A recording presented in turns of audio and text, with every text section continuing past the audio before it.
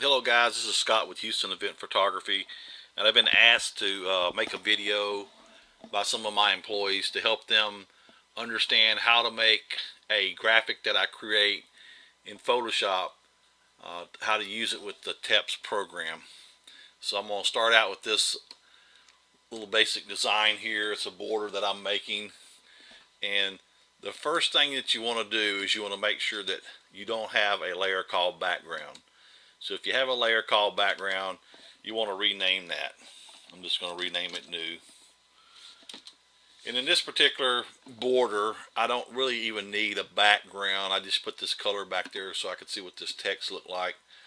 I'm going to turn this layer off, and now I'm going to go to a layer that's active. And you can tell that the layer is active by the little eyeball being on. So you can just put it on any layer that's active. You want to make sure that it's grayed out. And then what you want to do is you want to go up to where it says layer at the top of Photoshop. And my screen resolution is turned down so I can make this video. So I'm going to have to scroll down. And I want to go down here to where it says merge visible. So I'm going to hit merge visible. And next I'm going to go up here to select.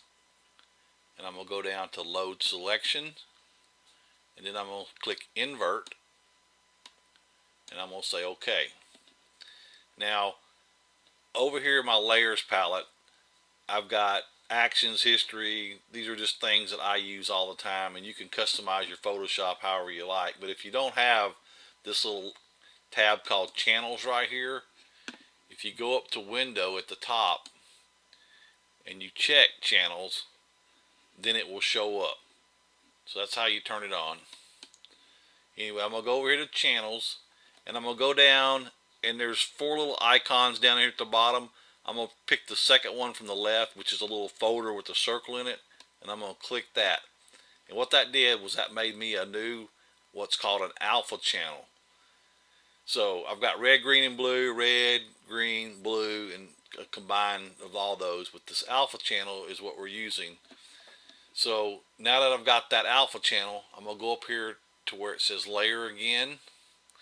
And you want to make sure that your colors on your color picker here, this white one is your foreground and black is your background. You want to make sure that the black is the background color.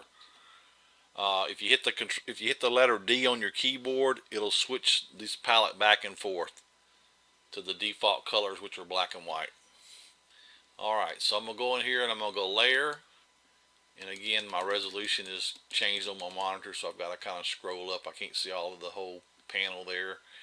And I'm going to go to new, background from layer. And I'm going to click that.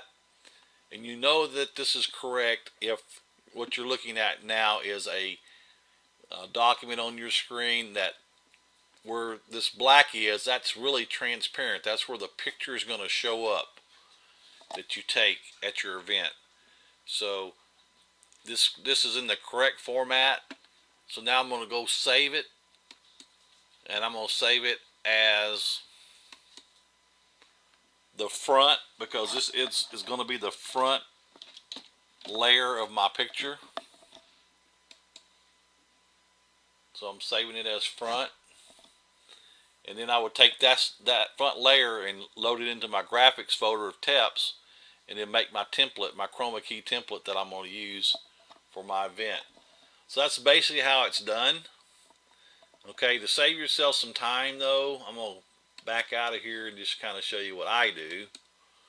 Is I've got my document opened here. If I go back now, that background is still called background because I went too far back in history. I'm just going to go where it said name change. And now that background layer is called something different, I'm going to again select an active layer. And I have an action that I created in my actions called Triprism Convert. And if you do this a lot, you'll just make yourself an action, and it'll save you a lot of time. So now all I do is I hit run, and it did all those steps I showed you just that quick. And then I will just say save and save my file. So I hope this helps. If you have any questions, you can email me at info@houstoneventphotography.com. Thank you very much.